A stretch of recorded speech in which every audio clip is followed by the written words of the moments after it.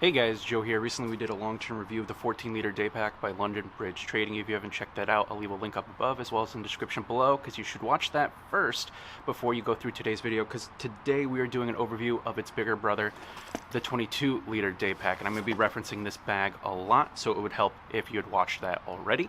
Now, getting right into it, just like all London Bridge Trading bags, the 22-liter is very compliant, meaning it's not just manufactured in the United States, it's also made of components that are manufactured in the United States as well. It's as American made as you're going to get, and just like with the 14-liter, the sticker price is not what you're going to be paying. That's the government price, and that is $255 to $256 before tax and shipping. But if you wait for their sales, which they do all the time, or especially their March Madness or Black Friday sale, you can be looking at maybe $120 to $130, at most $150, which is really fair for what you are getting. In terms of the actual specs, I would say that what's on the website is very inaccurate at the very least, or maybe mine was a one-off, I don't know, but I just know their numbers and my numbers aren't matching up. So what I got in terms of specs is 19 inches tall, 11 inches wide, and at its deepest down here, an 8-inch depth, as well as the weight. That's the part that's off the most. They listed at 1.15, mine is 1.89 while empty, and that is a difference of like 3/4 of a pound on the dot. Again, not sure what's going on with their website, but that's what I got personally. But even at 1.89 pounds, I think that is really great for the size you're getting in terms of that 22-liter plus capacity. And I also think it's fair in terms of what it is made out of versus other competitors on the market. For example, the GR1, the 21-liter, is coming in at about 2.8 to 3 pounds. So this is about a pound lighter than that, just from using 500D versus 1000D. Now, this is for EDC, one bag travel, that kind of thing. And so for that, I think 500D is more than fair. But if you are going to do GoRuck events, Tough Mudder events, things like the Spartan races, maybe this isn't for you. You might want to go with something else. So just keep that in mind. I prefer saving weight over the minimal increase in durability you get out of 1000D. That's just my personal preference.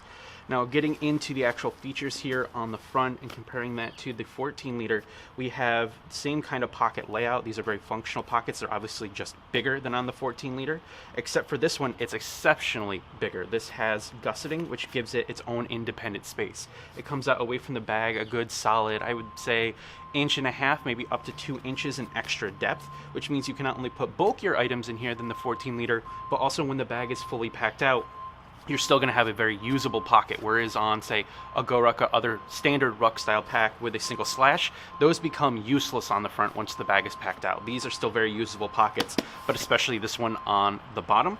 In terms of the Velcro patch area, that is huge compared to what we have on the 14-liter. This is about, I would say, 5.5 by 3.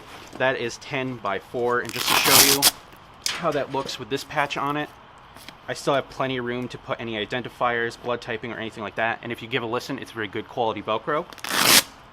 Great stuff. None of your patches are going to fall off or anything of that nature. When it comes to what's going on down here, that's probably another huge difference between this bag and the other bag, is you have a set of laser cut moly. This is 6 columns by 8 rows, and it's good durable stuff. They didn't just put another layer of 500D on top of it. It's its own material. I'm not sure what it is, but it's very clearly tear and abrasion resistant. I know a lot of people are worried about laser cut moly becoming the new meta in the bag industry, but I have not seen any tearing issues personally, and I know some companies that have tested their laser cut to actually be stronger than traditional moly. In fact, it was, I believe, First Tactical, the owner put his fingers in the laser cut and dangled his full body weight off of it, and it still did not tear. For my use case, I think that's plenty durable enough, and I think for most of you guys, laser cut is going to be fine, especially this good American-made stuff. You don't have to worry about any quality control issues like you would maybe, say, with laser cut on a foreign-produced bag. Now, in terms of what I actually have in here, just to show you how that volume works, it's the same stuff I had in the 14-liter. It's just, again, more volume. I've got more space this way because there's more material, and I have exceptionally more space because of that gusseting. I would say on this bottom pocket, I probably even have double the space of what I had with the 14-liter. So this is something where you're getting not just more bag, but also more features. I think that is really great. Now, in terms of what's going on with these buckles here, these are Duraflex buckles, and they have 2 compression buckles on either side. One goes over the water bottle pocket, one goes on top, and it is the main compartment. So anything you put in that gusseted pocket on the front will not get crushed. So like your potato chips and whatnot, they'll be fine. And then when it comes to the side pocket, it's literally the same water bottle pocket. This nice high quality micro mesh with an elastic closure. And I'd rather have these than not have them. On typical rucking bags, you know, those water bottle pockets aren't there, but I'd rather have them and not need them, and then just be able to tuck them away than need them and not have them, or have to buy them as an accessory. So I prefer having those water bottle pockets. Flipping it over onto the back of the bag, exact same setup as the 14 liter. Absolutely nothing to say about this other than if you like a stiff back panel, this will start out great, but once it breaks in, you might want to put a Kydex panel on the inside, because this is not a frame sheet, it is foam. And if you're someone who likes a softer back panel, you're going to want to just break this in. It eventually will get floppy, but it does take time.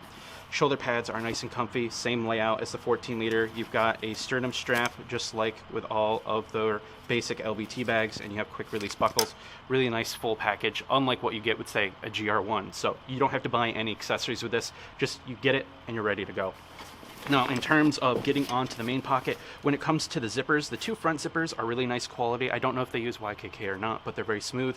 They come with gutted paracord. I put on GoRuck poles, but with the main zipper, it is a size bigger than on the 14 liter, so it's a little bit smoother. And the biggest difference is it's going to be clamshell opening, and you have nice little tabs here on the bottom, so you can tab and pull and rip the whole thing open. And so that is something a lot of people really want on the 14 liter. You've got that right here.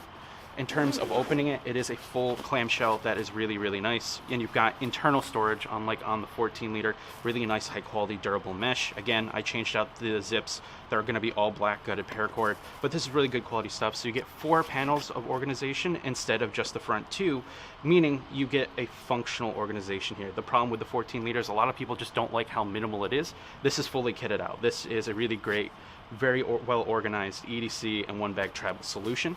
And just like with the 14 liter, you have this very micro mesh kind of Velcro in the back. So say you have really nice patches here, limited edition, rare ones, or expensive ones, while you're traveling, you can take them off and slap them in here. You can also put tearaway medical, or if say you're an airsofter, you can put your airsoft equipment in here, like a mag holder, a holster, that kind of stuff, tear it out and be ready to go in case any impromptu airsofting occurs while in public.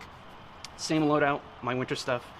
I've got the trauma kit, I've got the Nalgene, and all of that fun stuff. So you can see I have a lot more room in terms of vertical space, but I also have a lot more room in depth. I have at least another inch or 2 of depth to work with on top of these extra pockets. So this is very well loaded out, and it's something where even when it's spaced out, you're still gonna be using that organization, just like I mentioned on the front. So it's functional organization. I really like that.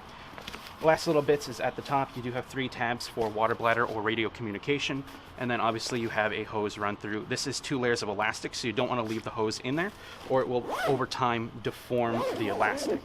But overall, I think this is a really great upgrade over the 14 liter day pack. It is definitely worth the extra $20 to $30 over that, and I would recommend getting it. This one is going out in the mail. I don't have time to put it through my review testing right now, but I will be picking up another to do a proper review sometime in the future. So just giving my final thoughts on this guy, I really do enjoy the 22 liter day pack in terms of my first impressions. If the 14 liter day pack is a 4.5 out of 5, this is almost a 6 out of 5. You're not just getting more bag, you're getting more functionality, and you're only paying an extra $20 to $50 over the 14 liter to get all this. I think this is going to be a great one bag travel solution, a great EDC bag for people who really like organization and carry a lot of stuff. The only things I don't like is that the specs on the website are not correct. They really should fix those. I don't even know if they know that they're not correct, so I will let them know. And then the other thing I could maybe complain about is that, like with the 14 liter, the 500D is a little rough, so it's going to pick up a lot of lint, pet hair, and things like that. So if you have cats or huskies, I would avoid the black colorway, go with something else. But other than that, I really, really do enjoy it and recommend it. Stay safe, stay informed, tell someone you love them. You never know who's having a hard day, and I'll catch you in the next one. Toodles.